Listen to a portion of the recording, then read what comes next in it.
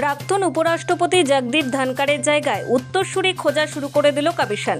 17তম উপরাষ্ট্রপতি নির্বাচনের দিনক্ষণ ঘোষণা করল জাতীয় নির্বাচন কমিশন। ইতিহাসে এই নিয়ে তৃতীয়বার নির্দিষ্ট মেয়াদকাল শেষ হওয়ার আগে উপরাষ্ট্রপতি নির্বাচন হচ্ছে।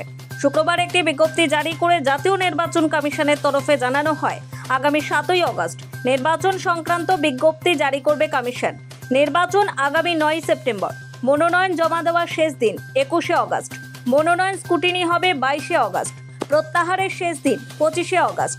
উল্লেখ্য, গত 21শে জুলাই রাতে আচমকা উপরাষ্ট্রপতির পদ থেকে ইস্তফা দেন জগদীপ ধনখড়। রাষ্ট্রপতি দ্রৌপদী মুর্মুকে লেখা চিঠিতে তিনি জানিয়েছিলেন, চিকিৎসকদের পরামর্শ মতো এবং শারীরিক পরিস্থিতির কথা মাথায় রেখে উপরাষ্ট্রপতির পদ থেকে ইস্তফা দিচ্ছেন তিনি। এতদিন এই দায়িত্ব সামলাচ্ছেন ডেপুটি চেয়ারম্যান হরিবংশ। নোবেল বাংলা।